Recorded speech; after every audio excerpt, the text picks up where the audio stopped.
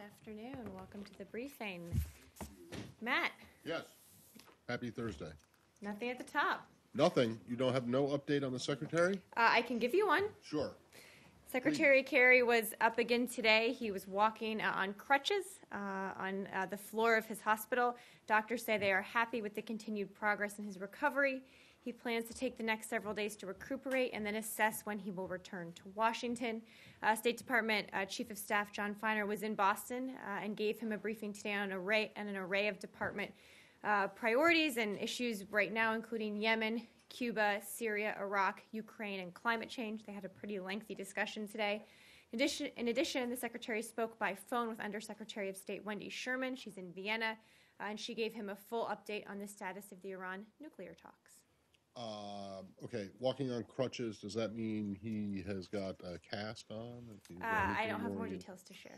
And then the subjects that Feiner raised with him, you said Yemen, Cuba, Syria, Iraq, climate change. Ukraine. And Ukraine. Okay, and then he spoke with Wendy Sherman. Yes. Is there anything new on Cuba? No, just sort of the ongoing discussions. Okay, and then I take it that from you, he'll decide in the next couple of days that means Monday's speech is still in the air, or I think we'll make decisions about when he'll return to Washington, and the schedule is still in the air. Okay, I wanted to go to something else, but go to something else. I think this is probably all I can say on this anyway. So. I just want to try and close the loop on yesterday and the day before and the Iran and this report that you guys object to so much. A little bit earlier at the White House, your colleague there was asked about this situation, and he said, one of the things that he said was the only reason that you guys are aware of this increase in the first place is because of the greater transparency of the JPOA. Correct. So yesterday here, you were asked by Elise and by me, I think, too, but you if it was true that you didn't know why this was happening, the increase, and you said it's not true. Correct. And but then when the question was, how do you know? How? You said you would take the question, and I'm wondering if you got an answer. Well, so I think there are two separate questions, and what Josh was referring to, I think, is how we know is that we have the access, and the IAEA has the access. So that's the how we know what's happening. But from a technical perspective, we talk to the Iranians about this all the time. That access gives us insight into how they're doing things in their program. I think we're probably going to let the Iranians, from a technical perspective, explain what they're doing, but suffice to say, we've had conversations with them. We have eyes on what's happening, and from a technical point of view, we know why this is happening, and we have said that they need to get down to 7650 by June 30th, or else, we'll have an issue. But you can't say why yourself. Why what? Why it's going up. Well, our experts have, as we've said, they understand what technically is happening here and why it's going up, given they are allowed to enrich, to continue enriching to this very small amount. There's not a big secret to how they are able to enrich to a less than 5% amount or up to 5% amount. So the why is simply they can. Well, and there are technical reasons that make them able to still continue doing so under the JPOA. Is it not a question of a shutdown and oxidation? Well, I know people have raised that. There's ways they then take that stockpile and reduce it to 7650. Right. So that's a separate question. That's not why it's going up. It's how they're going to get it back down. Okay. So how are they going to get it back down? I'll let the Iranians speak to that. They've done it in the previous two instances. And from a technical perspective, I think that's something they're best able to address. Done it how in the previous two instances? Let me check on that. Let me check on those details with our team.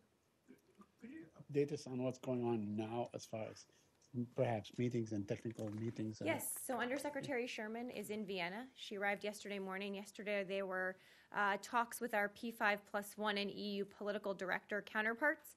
Today the Iranians joined those discussions. There's also a host of experts there as well.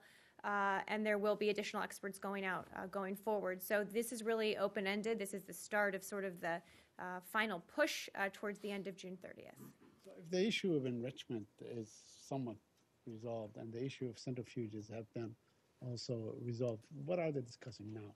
What are the things? What are the sticklers? Well, there's a number of issues, and in Lausanne, the parameters we released exactly addressed a number of those issues, number of centrifuges, Iraq, some of those specifics, but there are, outstanding issues on the details surrounding some of those, right? So timing for when they have to do certain nuclear-related steps and what sanctions relief they'll get in response. So those are issues right now that are still being discussed. There are outstanding issues when it comes to access that are still being discussed. They agreed to a premise on this, but the specific details, those are still being discussed. So conceivably, there are some outstanding issues that can hinder the outcome of the deal. You're not just Absolutely. running out the clock, are you? No, absolutely. There are outstanding issues. Look, making those parameters into a very detailed, both political agreement document, for lack of a better term, and detailed annexes. Translating that into those takes a lot of expert work and a lot of political decisions, I would say. So that's the work that's going on right now. What else on Iran? Anything else on Iran? Yemen? Yemen. Okay, let's go to Yemen. There was a meeting at the Security Council, and they have decided to hold Geneva talks on the 14th of June. Are you aware of that, or do you support that? Well, I think. There's- Oh, sorry. Yeah, go ahead. No, I'm sorry. I'll follow up. Okay. The UN can, I think, best speak to the timing of these talks. I'm not sure they've officially announced them yet, and they will be in Geneva, so they can speak to the timing. We have said for a long time that we support the resumption of these UN-led political dialogue process and these talks, and urge all Yemeni parties to engage in these consultations. So we do support them. Okay, now would you support another call for another ceasefire, a humanitarian one? Well, we certainly believe that steps should be taken to allow humanitarian aid in. When there was a humanitarian ceasefire, humanitarian aid was able to get in. So we believe, regardless of how that happens, it needs to happen, given the really serious situation on the ground. Are you urging the Saudis and their coalition partners to spare civilian areas? Because a lot of these victims, apparently, according to reports by Amnesty, by other international organizations, the targets have been civilians. We certainly encourage all and urge strongly all parties here to take steps to avoid civilian casualties. Absolutely. That's something that's very important to us. I have a small question about Burma. Okay. Like thousands of Muslims have been killed by Buddhist and army people. So what's going on in Burma actually? They are killing lots of innocent kids, girls, women. It's like when you see Facebook, it's like horrible things going on in Burma. Well, Do you have any update on that? I don't have much of an update. As we've said, particularly when it comes to this migrant issue that we've talked a lot about in this room, that Burma has made progress in the human rights situation in its country, but we are particularly concerned about the ongoing situation in Rakhine State, particularly with the Rohingya, and those Burmese having all the rights and being afforded all the rights of everyone else. And as you've seen, the Burmese government taking steps to address the conditions that lead people to become migrants and risk their lives to leave the country because of this. So that's an ongoing conversation we have with the Burmese. We are concerned about it, particularly, as I said, when it comes to the Rohingya. When ISIL kills people like they're cutting their heads off, there's so many news in U.S. media. But now, lots of people, they're cutting their heads. I'm sorry. Okay. So many things going on. Please, if you guys focus on that, we really appreciate that. We're certainly focused on the situation there. I can't sort of confirm, those reports that you're referencing, but we're certainly concerned about the situation. Follow up on this. The foreign minister of Myanmar said today essentially denied persecution of the Rohingya in his country and said that such alleged persecution, that these reports were A, not true, and B, were not what was causing the migration.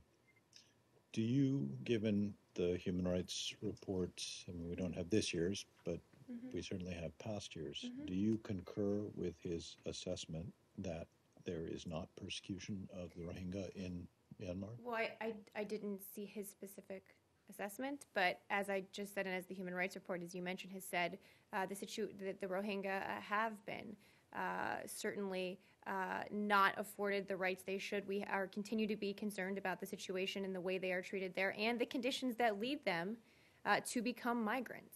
So it's something we are increasingly concerned about, particularly on the migration side, but we've been concerned about for a long time. So if it's not a persecution that they suffer, how would you describe? Well, I'm happy to go back and look at our previous human rights report and pull that exact language for you. Stick with those I descriptions? would, yes, I Thank would, you. yes. Go ahead. Just to return to Yemen, we were hoping for some reaction to an Al Jazeera investigation that was released today. An ex-Al Qaeda in the Arabian Peninsula operative told us that former President Ali Abdullah Saleh worked closely with AQAP. Not only that, his nephew, who was second in command of the National Security Bureau, supplied the explosives that were used in the 2008 attack on the U.S. Embassy. Were you aware of that? Or was that a line that you've been following? I haven't seen the piece. I'm happy to take a look at it and talk to our team and see if we can get a response. Do you know offhand, though, whether Colonel Anwar Mohammed Abdullah Saleh, the nephew of Ali Abdullah Saleh, has received any U.S. or State Department support in the past? I do not. I'm happy to check for you. Yes, Pam. Ukraine. President Poroshenko seems to have stepped up his concern about the Russian involvement in his country. He said to Parliament today that there were 9,000 Russian service members in Ukraine, and they were threatening what he called a full-scale invasion. First, does the U.S. share his concern about this stepped-up aggression?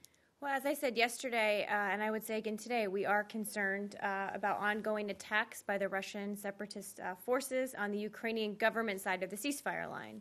I spoke to that quite a bit yesterday, and we certainly share his concern about that those ongoing attacks. What about the figure of 9,000? As we've also said, it's hard to put an exact number given the Russian government actively tries to camouflage who they're sending in and the weapons that they're sending in. But we know there are, there's a large number of Russians there fighting with the separatists. Is there going to be anyone from this building at the meeting in Germany tomorrow that Ash Carter is leading? From the State Department, I'm not sure about that. Let me check. I just have a little bit on that. There may be, though. So Secretary Carter will conclude his trip with a stop in Germany, as you mentioned. Yes, he will meet with senior U.S. military commanders and U.S. diplomats, so State Department representatives, from several European countries to discuss our posture in Europe with a focus on Russia. It's really modeled after the meeting he had in Kuwait, which was reported on in the past, but he will discuss the impact of Russian aggression in Ukraine on European security, and really is an opportunity for him to hear firsthand certainly from our perspective, the diplomats in the field and also military commanders about the situation. What if the meeting in Kuwait was not about No, Russia but he and was Ukraine? brought together people from the region. I believe that was about ISIL, if I remember correctly, Right. to talk to the diplomats and military commanders and people serving in the region about that threat. So it was a similar sort of gathering, according to his team. Right, but that doesn't presuppose you're going to form a coalition to No. start. Okay. Can I follow up on Pam's questions? You I mean, can. what about Poroshenko's specific statement that he expects a full-scale invasion? Well, we certainly, look, I'm not going to make predictions here, and he can certainly feel free to do so. What we have said is we are concerned about increasing attacks on the Ukrainian side of the ceasefire line, and that certainly Russia should not take any additional steps. Well, I'm not asking you to make a prediction, but do you have reason to believe that there are preparations for a full-scale invasion? Well, I just said I'm not going to make a prediction. We've seen the But Russian... I'm not asking you to predict, is there going to be a full-scale invasion? I'm asking if you see evidence of That there may be. preparations. Well, I mean, the truth is, Arshad, they have heavy weapons on the border, on the Ukrainian side of the border. I mean, they have heavy weapons, troops, command and control amassed on both sides of the border. So I'm not sure what additional evidence we would be looking for, but we're certainly concerned about what they already have there. I guess what I was wondering is that, I mean, you've said for months now that they have troops, heavy equipment, et cetera, on the wrong side of the Right. border. Is there anything different now, I guess is what you're asking. Exactly. Is it, I'm has it happy increased to- in scale to such a I'm degree? happy to check with our team and get you an answer on that. Yes. What else on this? Sure. Yes. Yesterday, you said the rebels are responsible for the vast majority of violations of the peace deal. You said you would check how you came to that conclusion. And I what's did that for share you, of you? because I said I Thank would. you. Yes, and I actually read some of these OSCE daily and weekly reports that you were quoting from. I wanted to get familiar with them. These or all Well, of I didn't these read all. in 2 months? It started in 2 February months. 15th was Minsk implementation, so there's more than 2 months of daily reports. But I read some of them just to get familiar with what they look like and what's in them. And I think just a couple of points here. First, our assessment is based on OSCE reporting and other sources of information, including the location, the kind of weaponry, and other evidence, that the majority of ceasefire violations, as we've said, have been committed by the combined Russian separatist forces. One thing that struck me about the OSCE reports is that their tabulations and analysis by definition do not ascribe blame for who commits these acts. They merely point out where they take place. So well, let me finish and then you can follow up. So I've looked at some of them, and they say, for example, the Special Monitoring Mission noticed this happening in Luhansk. They don't say who did this. So it's the analysis that we do with this, in addition to location, kind of weaponry, and other sources of information, that leads to our judgment that a majority of these were committed by Russian separatist forces. Again, they don't ascribe blame. Do you have a number of violations that you saw in those reports, let's say in 2 months? Well, there are the reports, to be fair, don't always have tabulations in that way. Sometimes they talk about specific incidents in a particular city, but again, they don't describe blame. How do you come to that conclusion? Well, do you have a quote from the OSCE spokesperson who says that one of the sides is responsible for the vast majority of violations? The OSCE does not assign blame for violations. They just note where violations take place. So it is your and what analysis, they look like. but without a number. You're saying the overwhelming number of violations, but you don't have a number. So how we do this analysis is we take a look at the OSCE reports, and we go through them and note where they take place, what kinds of weapons are used, who's operating in that area, who has the ability to use those weapons. We match that up with other information we have that's out there in the public domain, certainly other information we have as well, to make a determination, an analytic determination about who was responsible for these different kinds of violations. Your analytical determination. So we've looked based on a body of evidence at the daily reports of the OSCE and for the last 2 months. I did this morning as well.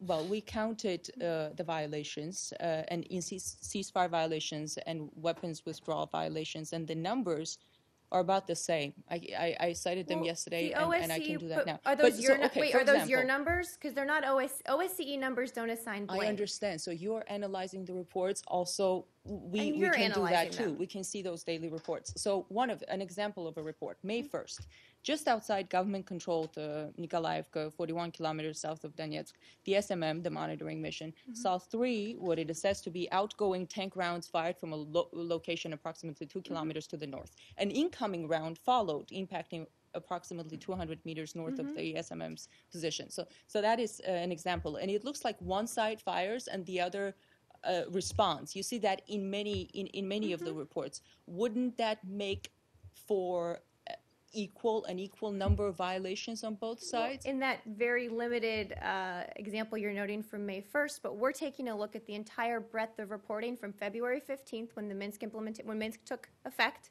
to now, which is much more than 2 months. And so if you look overall at every single daily report. What about 2 months? In the last 2 months? Well, why are you picking? I'm just curious why you're picking 2 months. Because our assessment is overall since Minsk, which was February 15th, overall since February 15th, a majority of violations has been. Do you have a number? I'm happy to see if there's a number to share. But again, you said yesterday that you would see what that share. And I think I've gotten quite a bit is. of information for you today on how we do this. I've looked at the reports you were citing to make sure I was familiar with them, and noted, I think particularly that, again, the OSCE does not assign blame. They tabulate what has happened, as you mentioned. So our team has gone through every daily report. It began implementation on February 15th. That's much more than 2 months. And our overall assessment, based on that, is that a majority of these have been committed by the Russian separatist forces. So one of the latest statements from the OSCE spokesperson is visited many heavy weapons, that the mission visited many heavy weapons sites on both sides and have recorded missing weaponry. So they mentioned both sides, something that you never do. That's not true. I have repeatedly said that we call on both sides here to uphold the Minsk agreement they both agreed to. On them, but what they're actually doing, you never criticized. As I said yesterday, a majority of these are committed by Russian separatist forces, so by definition that means a minority are committed by the other side. I also said that yesterday as well. One thing that's different today, when you have been asked about this in the past, you and also Jeff, which seems to have changed today, is that prior to today you have said the vast majority, the overwhelming majority, and today you're saying just the majority. There's- Is that intended to No, be? there's not. You haven't I'm gone not back trying to on it. change from So you yesterday. still think it is still the U.S. government's assessment that the vast or overwhelming majority of violations are coming from the separatist That's side? certainly my understanding. And I would also But point out. that's not what you. That's not what Okay. you said. I mean, I just want to make sure. Thank that you for being very, no, I appreciate that. But I also think, Matt, it's important to remember the big picture here and the context of what is happening between the September Minsk Agreement and the February implementation plan. Combined Russian separatist forces seized hundreds of square kilometers of Ukrainian territory in direct contravention to the agreement they had just signed. The OSCE cannot get access to separatist-controlled areas to verify the ceasefire, and I have this map up here. I'm happy to give anyone afterwards that shows the area the Russian separatist combined forces are preventing the OSCE from even getting to. So I think it's important, again, to step back and take a look at the bigger context here. Okay, but But it's not only- I my just want- question though is Let's just let on Matt ask his yeah. question. Well, I just want to, but the I'm not- removal of the word vast or significant or substantial from in front of the word majority, does it? I'm happy to say substantial, significant, vast, whatever word you would like.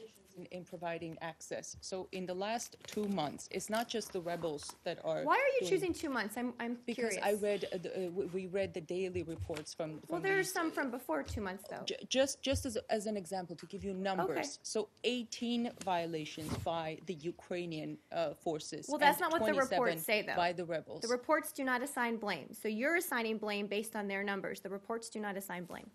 To be very clear, I've read the reports as well. Aren't you doing the same thing? Based on a whole of analysis. You're analyzing But their so daily just be very reports, clear, right? that's your We are analysis. analyzing them too. Right, They're right. in public domain. Right, Everyone can. But wait, read let them. me finish. To be clear, that's your analysis of what the OSCE is reporting. The OSCE does not say X number of violations by either side. The OSCE does not say those in those reports. And if you want to see this map, this But when red you're part. saying Wait, no, the let me finish. overwhelming number. This red part right here is the area that the Russian separatist forces won't let OSCE monitors in. How? Do you have the area where the Yes, Ukrainian it's this forces will very, not let it's this them? very tiny yellow tip right there, and I'm happy to give this to you after the briefing. Where is if you'd that? like. Where does it come from? It comes from the British government. I'm happy to give it to you after the briefing.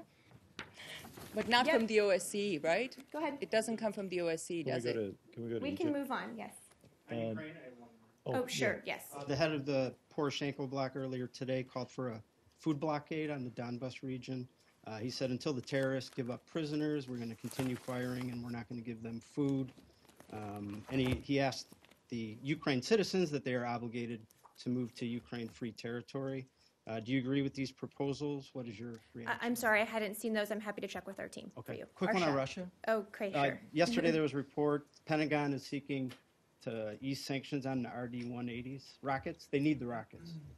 What is the State Department position? on it? I haven't heard of that. I'm happy to point you to the Pentagon. About your statement on the Okay. shelling of Marinka, right? You made a statement yesterday Correct. about that. Yes. Did you have a statement? Did you have anything to say about the shelling of the city of Donetsk the day before, on June 2nd? There was heavy shelling on June 2nd. I'm happy to check into that question with our team on the ground. Why do you focus only on the violations by the rebels? I don't think that that's the case. I pointed out a number of aggressive violations into Ukrainian government territory across the ceasefire line just in the past 24 hours. I'm happy to look into any report you give me and to make a comment on it based on the facts on the ground and what we actually see there. I'm happy You to. choose to focus on one thing and not the other. I'm glad that that's your opinion, but again, we call it like we see it, and this is how we see what's happening in eastern Ukraine. Do you have anything on an Egyptian court ruling that Mubarak should face a second and final retrial over the That Mubarak should. Mubarak, correct? Is that just happened in the last few hours? It happened today. It was, Let me check with our folks on that. Yes. So, back during the heady days of the Israeli-Palestinian peace talks, the secretary made some comments in Munich that were not well received by Israel and its supporters about what might happen if the peace talks failed. One of the things that he said might happen would be the growth of the so-called BDS movement. Now there is Which we, of course, don't support. serious kerfuffle going on between Israel and France over Orange Telecom and I its saw that. relationship with. I realize that the U.S. is not a direct party to this, but I just wanted to make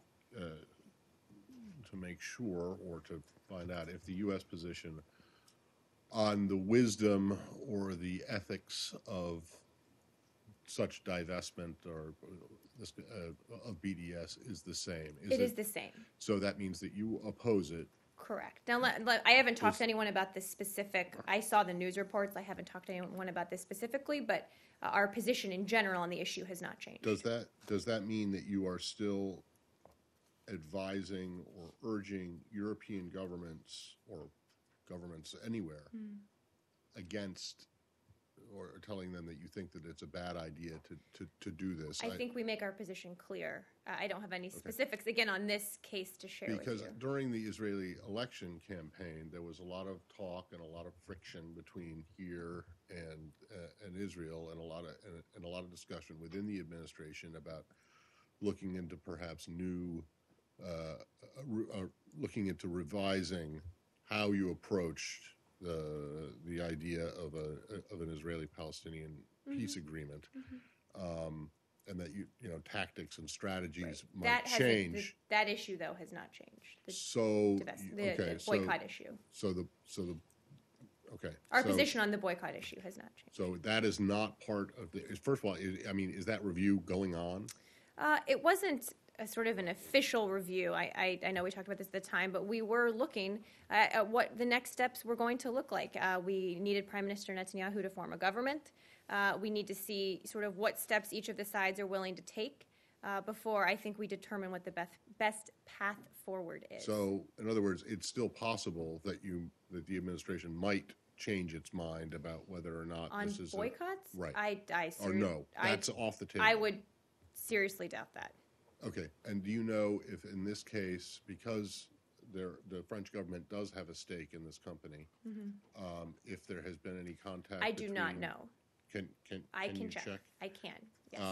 And do you have any comment on this specific incident? Because Prime Minister Netanyahu is, well, let's say he's not pleased, to put it mildly. I haven't talked to our team about this specific incident, so let me check with them after the briefing. Yes, Nicholas. So to follow up on Matt's question, so this is your position in general, even if Orange, and the French government has not reacted, I think, but even if Orange said that its decision has nothing to do with politics and it's because they didn't want to have their brand in Israel where they don't have a network. Well, that's why I don't want to comment on the specific case, because I just haven't talked to our team about it and I'm not familiar with all the specifics. In general, though, our position on boycotts hasn't changed, but let me talk to them about. I understand there's some complexity to this issue. But when you say that, it is also, though, the position of the administration that private companies can do business, or foreign governments can do business, or recognize countries, or what it's up to them. Right. As long as as long as something's not prohibited for a reason, but yes. Right. But with that in mind, can you find out? I mean, because then if that's the case, I don't understand why you would be urging foreign governments not to do this. Well, I'm not sure that we are. Right. Okay. So that's what I will check on all of this. I promise. Yes. Go ahead. On Iraq, actually, could you give us a sense of the significance of the Pledge of Allegiance from various Sunni tribes in Anbar province to ISIL? Well, I appreciate the question, certainly. I think that, quite frankly, I'm not sure exactly what sheikhs or leaders you're referring to specifically. We've said since the beginning of this crisis that the situation in Anbar is complex. Many top Sunni leaders are supporting the government in their efforts against ISIL. Some don't. So it's pretty complex, and I wouldn't want to categorize everyone, certainly, in one way. I think we've said the U.S. is supporting the plan that was announced by the Iraqi Council of Ministers to accelerate the training and equipping of local tribes in coordination with Anbar authorities. They announced that on May 19th. This also calls for expanding recruitment into the Iraqi army coming from Anbar. And we're also encouraged by the announcement on May 27th by the Iraqis of the induction of 800 additional tribal fighters into the PMF, the Popular Mobilization Force. So, again, the Prime Minister has been clear that this plan has to be centered around leaders in Anbar and Anbari fighters being part of this solution here. I don't know exactly who you're referring to, but the situation in Anbar is, of course, a complex one. And there may be some people who support ISIL.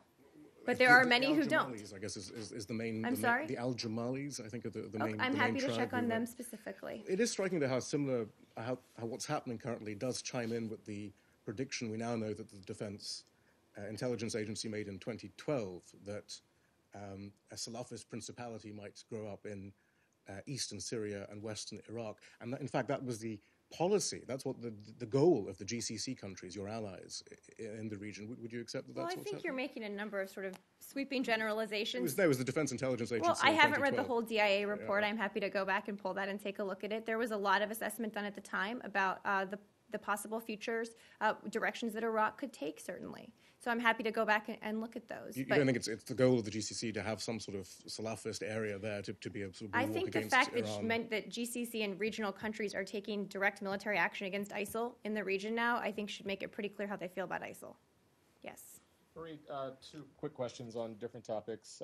There's a bipartisan letter today from Representatives Chaffetz and Vela from Texas, citing concerns about security around compounds in Matamoros, Nuevo Laredo, and Guadalajara, Mexico, saying that security there has deteriorated to an alarming extent. Chaffetz says he wants to know from Secretary Kerry, why are the consulates in those towns still open?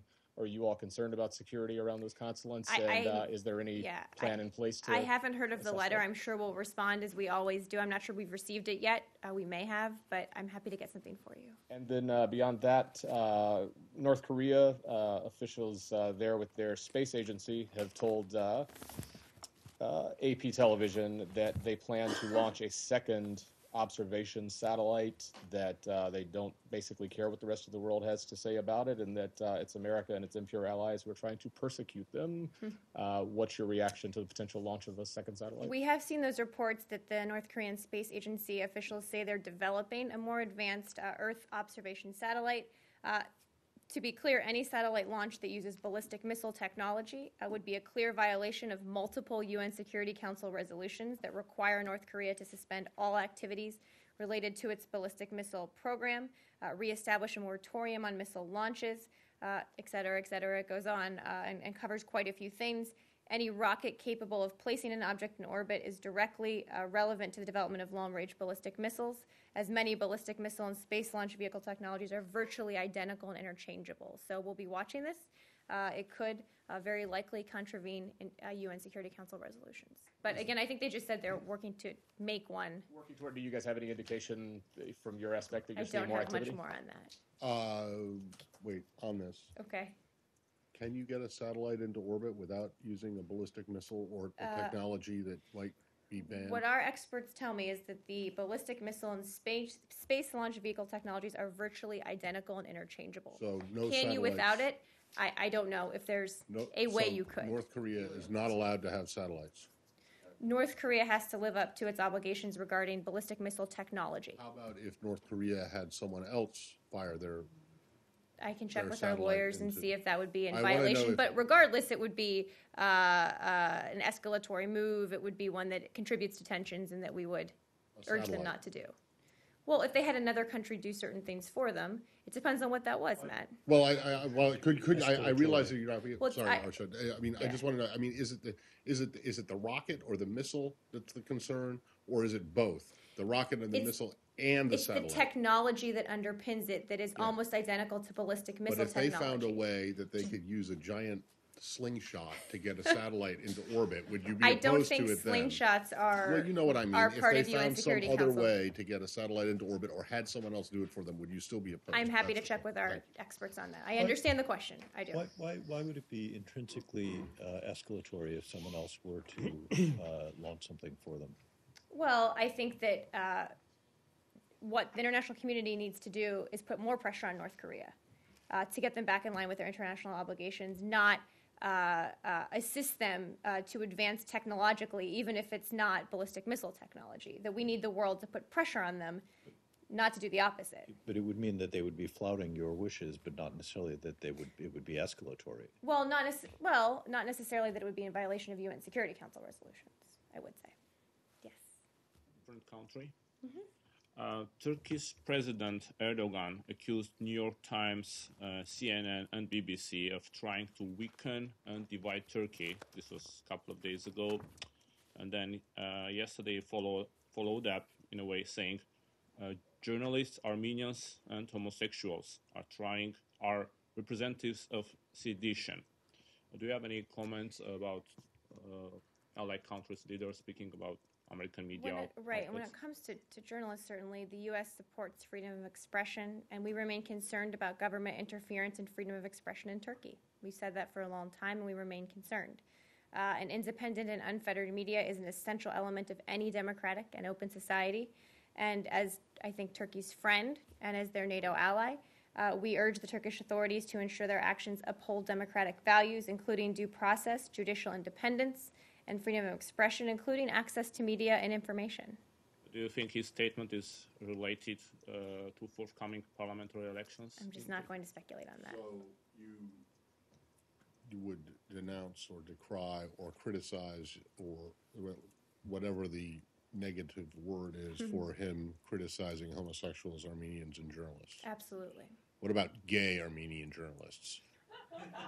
Absolutely. Okay. Mary, you call again Turkey an ally, but according to... Turkey is an ally, a NATO ally, in fact. So, according to Kadir Has University, which is in Turkey, 35% of Turkish society sees the United States as a threat to Turkey. That America is among 4 biggest threats to Turks, according to these statistics. On the top, it's Israel. The United States is the second, Syria third, Armenia ranks 4th. Do you follow this growing anti-Americanism in Turkish society, in Turkish politics? I'm not sure I would take one poll, and I'm going back to my previous life here. I'm not sure I would take one poll and extrapolate out to show that it somehow indicates a larger trend. One poll is one poll, and I haven't seen it. I don't know the methodology. And again, we are a NATO ally and very close partner of Turkey. So I'm not sure I would use... saying those things about CNN and New York Times. Well, this is not Paul, President. I understand that. But again, as we've said, Turks need to have unfettered access to media. That's something we feel very strongly about and will continue speaking up about. Yes, go ahead. I have a question about Okinawa. Yesterday, U.S. Department of State released a media note about a meeting with the Okinawa Governor Onagar. I have never heard that the state government put out immediate release when Okinawa governor visited here. Why? And also, I'm not sure that's true. I know that the governor of Okinawa has had similar meetings in the past with similar officials at the State Department. Also have released a media note? I'm happy to go check our archives to see if we released a media note then. Okay, and then also Governor Onagar is tell us the U.S. government to stop at the construction new air base in Henoko, and also he will use his authority to being given up the Henoko relocation plan. How do you think about that? And you're disappointed that he's using his authority? Well, as we said yesterday in the media note, and as I said as well during the meeting, Director Yoon, which was one of the American officials and one of our Deputy Assistant Secretaries, Abercrombie, underscored that the governments of the U.S. and Japan share a commitment to the construction of the Futenma replacement facility. So this is something that was discussed, and I really just don't have more to add than we already released yesterday. Okay, I have one more question. Does the U.S. government continue to engage in the constructive dialogue with the Okinawa governor? Continue our engagement? Yeah. Yes, absolutely. Continue to the meeting and continue to I'm dialogue. sure our engagement will continue as it has. Okay, he want to come here again, and also autumn or other this year. I don't have anything specific to announce. Okay. Anything else? The mayor of Nago, which will host the FRF, he characterized the memo that you released, speaking especially to the fact that it's not a new facility or a new base, but an existing base. He called that a fallacy. Do you have a response to that? I don't. Again, we put out our information yesterday and certainly stand by that. Do you have any details of Ambassador Max Baucus' trip to Tibet? I do. Just give me one sec.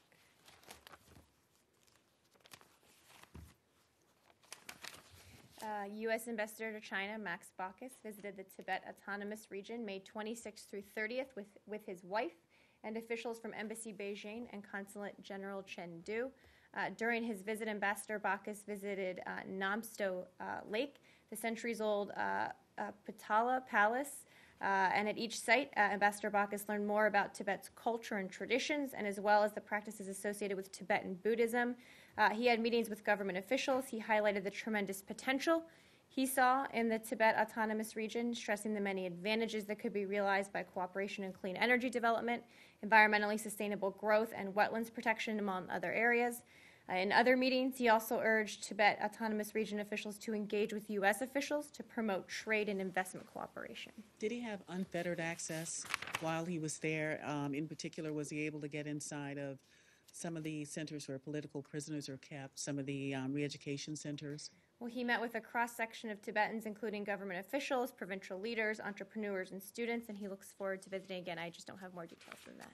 There was a time when the U.S. government was trying to was negotiating with the Chinese to open a consulate in Lhasa. Is that still? Can you check to see if that's still? I believe that's still our goal. Let me check with our team. Do you know if that came up? During I don't. Let me check with him. Go ahead. I have a quick one on Pakistan and India. Okay. The Secretary of Foreign Affairs from Pakistan is in Washington, and he said he accused this morning India of being responsible for the suspension of the dialogue. So, do you have a position on of which dialogue? The dialogue between the two countries. So they were supposed to meet. The two secretaries were supposed not a to U.S. dialogue. No, the India-Pakistan dialogues. Do you have a position on who is to blame for that? We don't, and I hadn't seen those comments, but we have always said we welcome steps that each side could take to have more dialogue, certainly, but I don't have much more analysis. And is the U.S. acting behind the scene to convince the two countries to resume ties? I just haven't heard much on this and don't have many more details to share. Thank you, everyone. Thank you. Thank you.